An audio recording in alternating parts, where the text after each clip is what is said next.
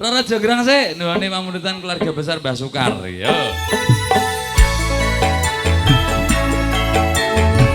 Sing cilik iki lho elok iki. Masuk iki.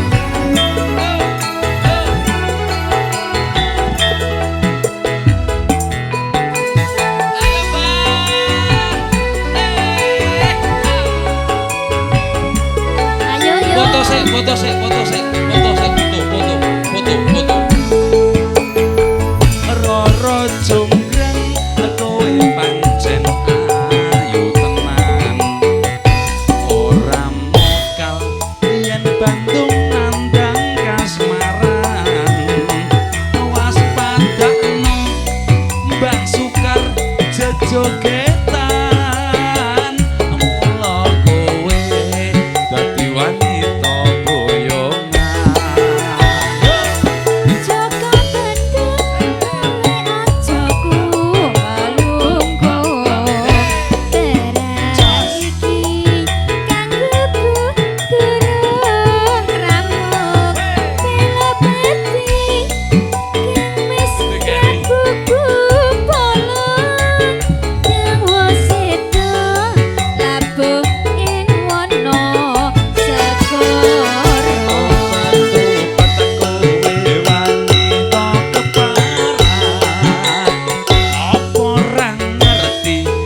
Sukar lanange jagat putra ratu pengging Prabu Damarmaya. Aku duwe aji sekti diditawa.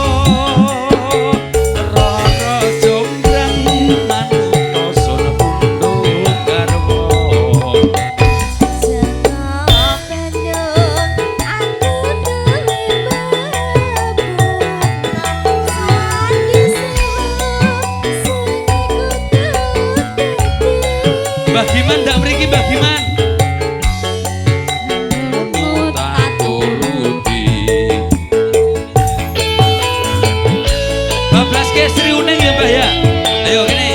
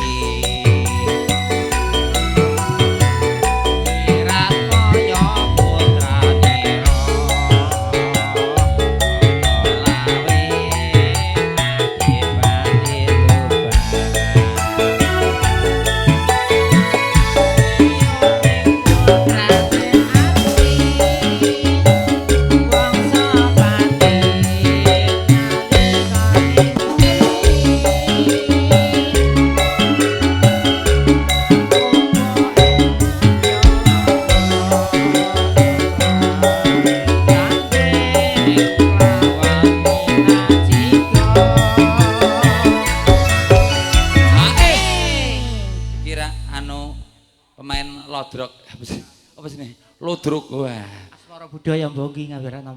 Asmara budaya. Saniki tesih napa mboten? Atese mampet niki tire. Oh mampet. Mampet. Tesih ning mampet jare. Asmara budaya wajan. Panjenengan ki yuswa pinten to, Dik? Dalam Jenengan ki yuswa pinten? nggih sekitar kawan dasa gangsal nggih enten. 17 Kelahiran 73. 73. Nah, luar biasa wajan itu. Semangatnya J45 lho, Dik. seperti Kantar-kantar. Wingi cirose 17 tahun to, Mas. 17 tahun kene nyaruk arisan Dik seolah-olah kok dadi nom meneh. Kula niki asline nggih mriki tanggane Pak Mespan niki Mas. Oh, aslinipun. Nggih. Lah lajeng sakniki ingkang pun lenggahi wonten pundi? Wonten Gambir Anom. Oh, Gambir Anom. Nggih. Oh, dadi wong perpat iki. Oh nggih. Wong iya. Ya nyawer lho, Pak. Mungkin nek wong perpat niku nyawer lho. Nah, kula niki wau kirang siap Mas. kurang kok siap. Menawa niki mboten apa niku persaja kemawon Oh, lah iya. Namung nyumbang lagu mengke insyaallah lagune setunggal malih. Oh, Lagunya setunggal malih. Tak wong ngene ta, Piye piye? nyawer kurang siap. Iya ta. Ning njaluk lagu imbuh loro. Tapi ngeten mah. Piye? Nggih kula kiyambak mawon. Oh. Ben orang bayar Iya. iki dhewe. Mboten ngoten. Lha piye? Pun jenengan rembakan kali niki. Kowe pengen dijak nyanyi Pak gimana ora? Pripun Pak? Pripun?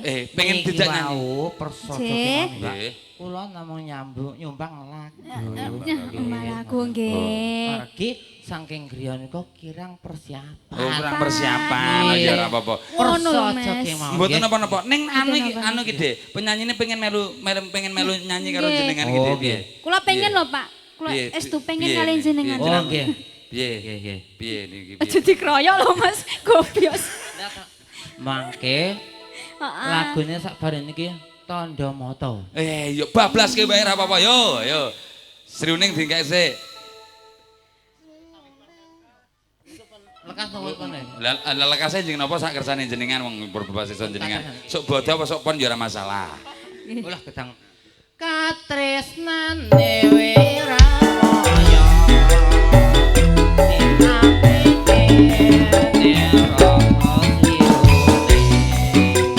Bablaske Tandha Mata yo.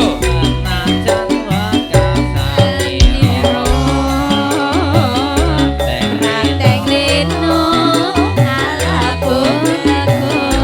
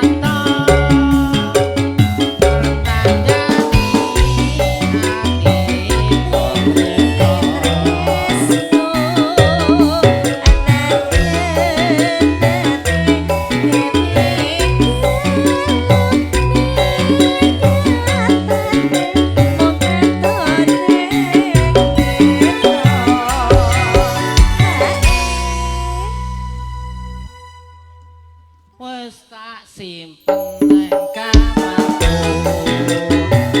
Nanti sore bersih rangamu. Simpen ana hatiku. Liya waktu kekale ketemu. Pak D iki mau bar Intan nenek kene, Mbak Intan nenek kene joget karo aku penak. Bareng Mbak Intan ngalih rono kok saya mboten dadi joget niku pripun to, Dik? kula niki nak kurang persiapan nggih. Kula niki jogete isin. Ya berarti kan ya niku tak kurang persiapan ya ta. Mas Diapit wong wedok loro ngene iki lho. Dredeg. Mas, Nggih. wong iki klambine lho wis kopel. Lho kopel kompak lho. Pripun, Dik? Tetep Kopel. Dik, kurang persiapan. Siapan. Mboten niat prewedding ngoten niku Pak kalih kula, Pak. Prewedding ki foto wong loro kaya manten ngono, Dik. Iya, Dik. Mumpung Mboten. iki lho kupel, Pak. Ora pengen mbok wis. Ora pengen, Pak. Belas, Pak. Foto nggih, foto. Foto lah iya foto. Lha rumangsane iki apa? Matur nuwun nggih, Dik nggih. Nggih, sama-sama. Nggih, mugi-mugi menika saged ngraketaken pasederekan Dik kala wingi wonten dalemipun Pak Sahlan nggih kepanggih. Oh nggih. Wah. Jenengan boten anak boten lali nggih Mas. Mboten nek kelana mboten lali nek kalian jenengan Kula boten lali. Lah nggih, lah nggih. Jenengan Pak Salan kae. Lah nggih, lah iya. Lah nggih kula ki nggih ngoten nggih mboten Nggih. lali lah nggih. Jenengan nggih mboten lali kalih kula. Mboten. Lah nggih. Oh, iki caloro ki malah ora mudeng lho iki kok. Aku baru menemukan ini berdua bersaudara yang Oh, Heeh. riyen Mbak niki. Besti ini lama tidak bertemu. Nggih. Nggih, wonten damelipun Pak Salan boten temu nggih. Mboten sebare iki Oh, batase. layak. Lah layak ta to. Oh nggih. Oh nggih pantesan. Bagune Pak Dea weto sehat, panjang yuswa, etes Amin. teges ngomong putra wayah nggih Dik nggih. Nggih, Nggih, amin. matur nuwun. Ya, sama Genduk. Heeh. Mungkin benjing saged pamanggihan kalih Mas MC niku. Nggih. Sinten Mas? Asma sinten Mas? Kula Renaldi Wisnu Hasidirit Pandita Waduh, Putra dawane Atmaja. kula ngantos mboten apal. Berarti niki saben ana Berarti namine berganti-ganti. Lah dia sing kena aku. Namine berganti-ganti berarti. Oh kata kirase mau selamat. Lha toh riyen kula pepanggihan kaliyan Pak Salan niku Pak Kimin lah Pak Kimin niku padahal Bapak Mas Rohmat nggih. Nggih, nggih.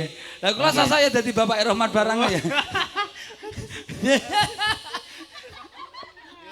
Ora. Kok malah. Enak tenan. Kena cara ngendikan depan-depan ngono kuwi iso ora betah lenahan guyu. Angger ngendikan iki ngik ngik ngik ngik ngik. Iki ciri khase. Ora ciri kok ciri piye to? Ciri khas. Ora ciri, sempurna kok ciri. No ciri. Lah ya maksudnya iki beda dari yang lain ngono lho. Lah iya munimu iki ora ciri khas, wong ora ciri sempurna utuh kaya ngono kok ciri. Ngalah nek karo mumut. Iya. Timbang nguyu. Yo selagune apa neh? Nggo Mbak Vira Mas Anam ya kenek, liyane Nyawiji mau ya iso bebas. Monggo silahkan dikonfirmasi.